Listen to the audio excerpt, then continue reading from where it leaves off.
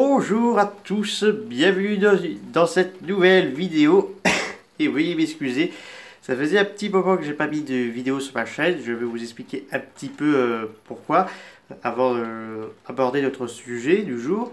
C'était parce que j'étais gravement malade, donc j'ai pas pu créer d'autres vidéos pour la chaîne. Donc là, c'est trop compliqué avec ma santé. Donc là, ça va beaucoup un petit peu mieux. Le nez un petit peu pris, la gorge, c'est bientôt fini. Mais vous inquiétez pas, ça va beaucoup plus mieux. Donc je suis de retour dans cette nouvelle vidéo très demandée. On va parler de Zilla et de Zilla Junior. Donc là, on va parler de diverses aventure de ce kaiju. Alors, il faut savoir que Zilla n'est pas vraiment un Godzilla. Je tiens bien à le préciser, c'est d'une lointaine famille, mais ils ne sont pas parentés. Ils appartiennent à la famille des iguanes. Donc, les iguanes marins, les iguanes verts, et non pas au puissant dieu de la destruction Godzilla. Donc, mettez cette branche de famille de côté. Donc, il faut savoir que le film Zilla a été réalisé par Roland Emmerich parce que au départ c'est le studio Street Star qui voulait faire un film de Godzilla, mais il y a eu beaucoup de soucis, donc là c'est Emmerich qui va s'en charger, sauf que là il veut faire un petit clin d'œil au film du monstre des temps perdus. Donc là ça se voit d'ailleurs dans ce film qui a clairement des références au monstre des temps perdus. Donc là la créature apparaît sur la ville de New York et dévaste tout sur son passage et elle est venue pour pondre des œufs. Donc là, ça sera une course-poursuite contre un bond pour arrêter la créature qui sera abattue par les avions. Donc là, le film sera un très gros flop. C'est bien la vérité, parce que d'ailleurs au Japon, le film a fait carrément un gros échec, et en Chine aussi. Et donc là, on aura une série qui sera réussie, contrairement au film. Donc là, à la différence du Zilla dans ce film, parce qu'il faut savoir que dans ce Zilla-là, il crache pas du rayon atomique. Et il court quand il voit de l'armée, parce qu'il pense ses jambes à ses coups. Donc là, il peut creuser, nager, rester caché. Tandis que celui de la série, donc Zilla Junior, il a une couleur un peu plus noire foncé. Il peut lancer un rayon atomique de couleur vert. Il peut creuser, nager, il est très agile, comme il était son prédécesseur. Excusez-moi. Et donc là, il va être l'allié des humains contre les attaques des autres mutants. On a Chenil Rex, le crustacé géant, King Cobra, Nessie, Cryptotidus, la chauve-souris géante, l'Hydradba, etc.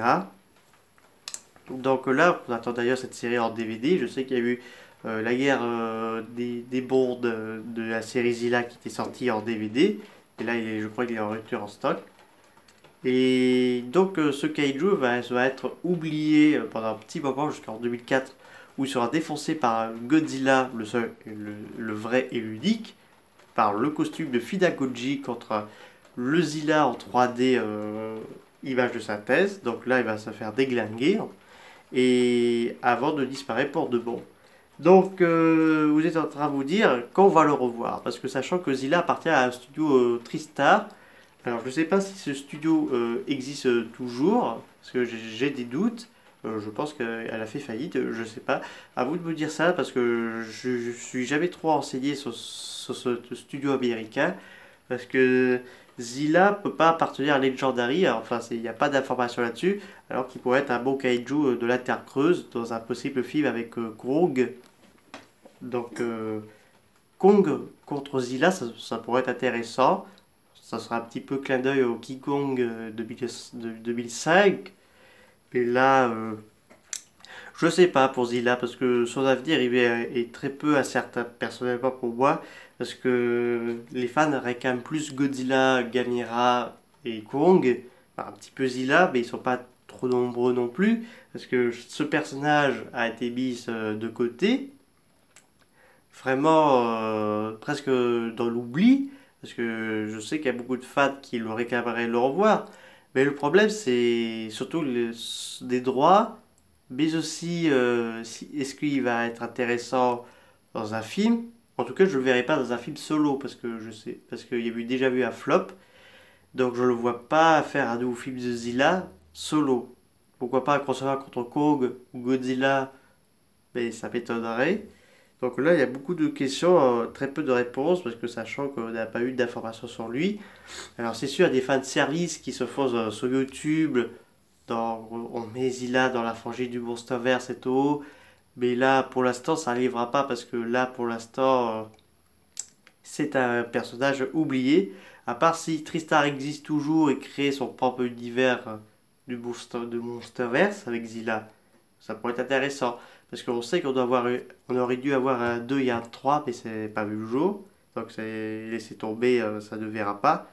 Et donc là, très bonne question pour ce kaiju qui est oublié donc, de l'histoire. Donc là, nous verrons bien si Zilla sera bel et bien de retour dans des années ou pas.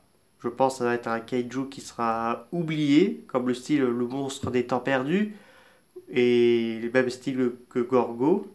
Donc là, parce que c'est plus les kaiju japonais et ceux du Monsterverse que les fans réclament. Donc là, pour l'instant, des kaiju comme le style de Zilla sont pour l'instant incertains qu'ils puissent revenir. J'espère que cette vidéo sur Zilla vous aura beaucoup plu. N'hésitez pas à me dire ça dans les commentaires. Je vous dis à très bientôt. Au revoir.